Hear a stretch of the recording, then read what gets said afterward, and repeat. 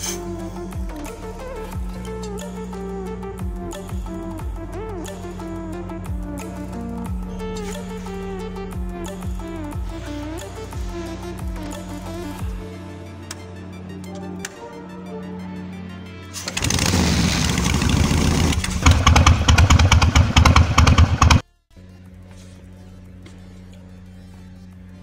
guys, hari ini kita akan membersihkan karbu ini ya.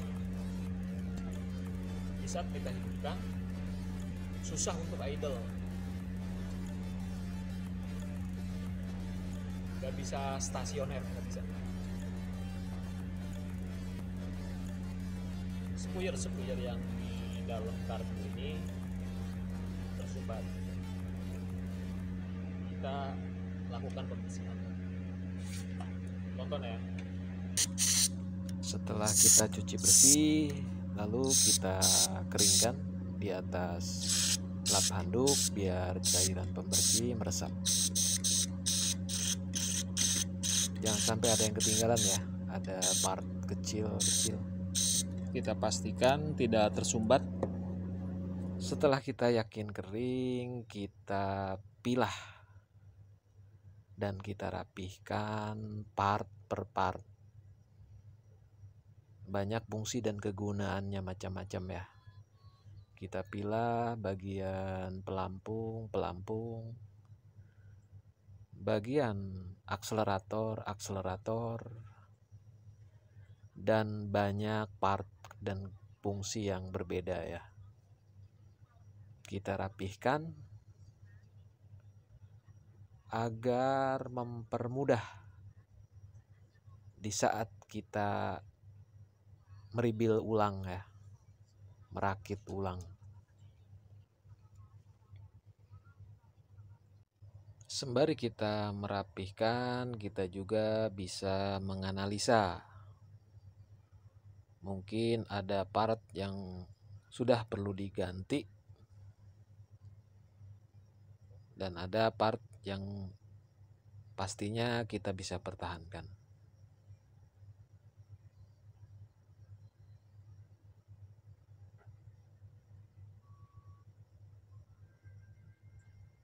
Selesai sudah, kita rapihkan semua part sesuai kegunaannya.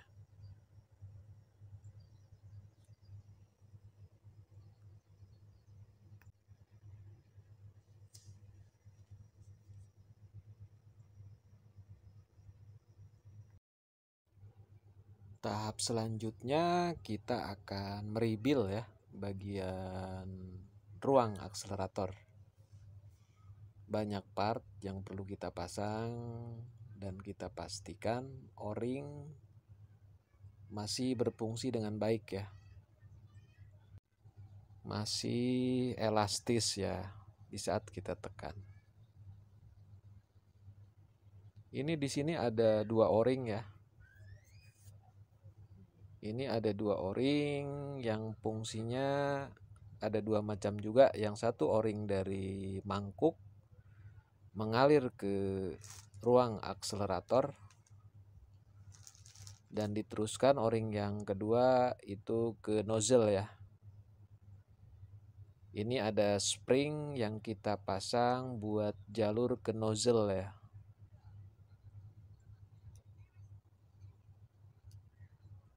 Ada 2 bola peluru ya. Peluru kecil ini berfungsi sebagai palep ya. Yang satu palep buat dari mangkuk ke ruang akselerator dan satu bola lagi buat dari ruang akselerator ke nozzle. Dia berfungsi sebagai valve.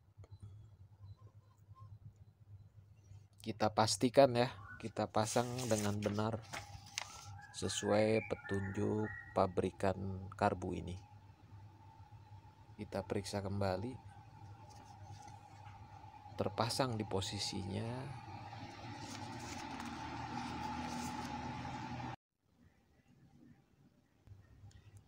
Setelah kita pastikan, tahap selanjutnya kita persiapkan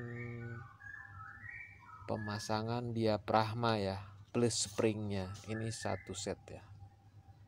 Ini diafragma karet. Setelah itu ada spring per. Ini berfungsi sebagai daya dorong balik di saat diafragma didorong oleh batang akselerator ya. Kita pastikan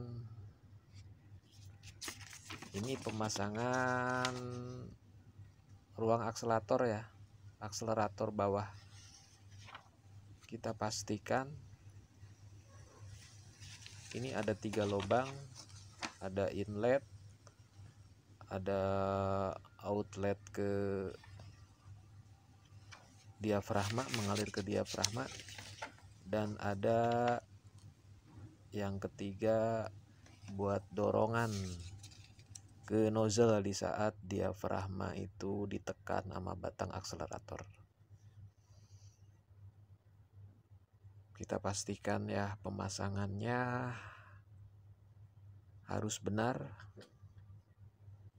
Di sini ada ini ya, ada kayak semacam gotnya ya. Ini tempat duduknya diafragma. Kita pastikan di got itu bersih ya, tidak ada yang mengganjal. Kita pasang,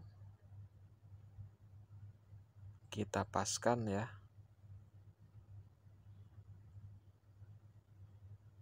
Kita periksa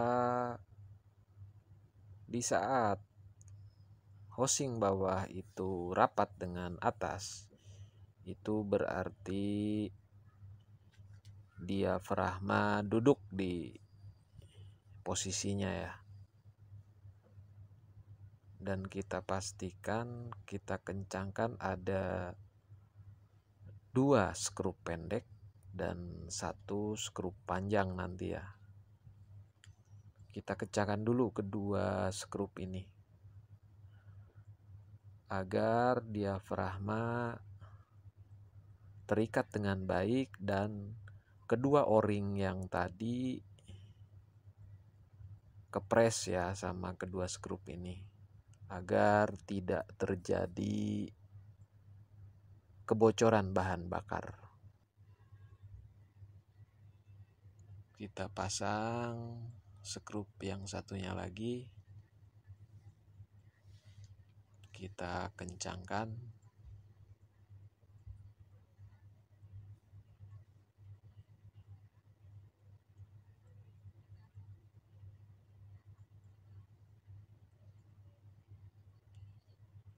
Kita periksa kembali kedua skrup yang tertanam. Kita periksa, jangan sampai longgar ya. Kita pastikan kembali ruang akselerator terpasang dengan benar.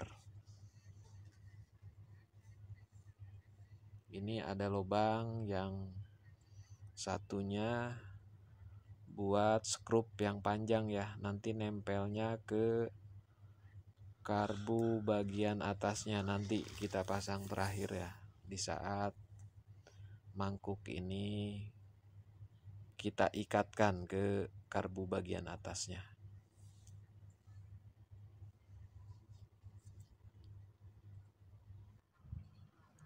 Langkah selanjutnya kita akan memasang inlet bahan bakar ya.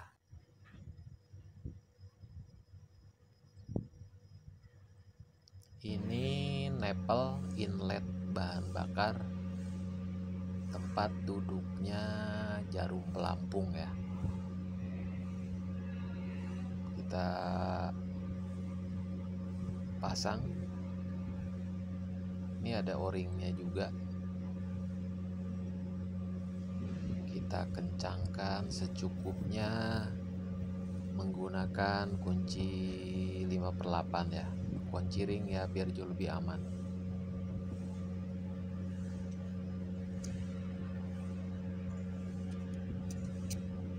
Dan kita persiapkan pelampung sama pinnya buat tempat daya ungkit dan skrupnya ya.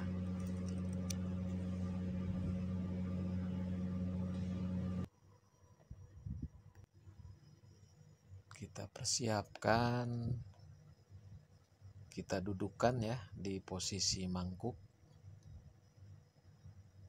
Kita masukkan jarum dan pin yang berfungsinya poros ungkit ya, pelampung. Kita periksa kembali. Ini skrup buat pengikat ya.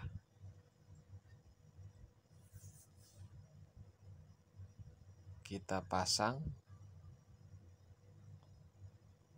pakai obeng min ini ya.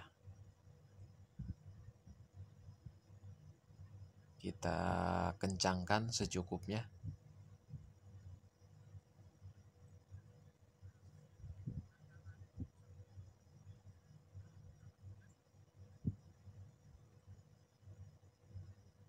Ini pelampung yang berfungsi sebagai buka tutup ya, buka tutup bahan bakar. Dan patut diketahui ini bisa di setel ya, tinggi rendahnya level bahan bakar di mangkuk. Kita selesai proses rebuild bagian mangkuk bahan bakar ya. Bahan bakar masuk melalui nipple inlet bahan bakar.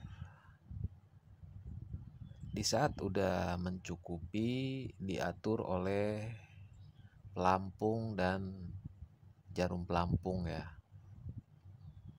Setelah itu bahan bakar masuk ke ruang akselerator, dan di saat batang akselerator itu bekerja, bahan bakar yang ada di ruang akselerator akan didorong melalui nozzle ya.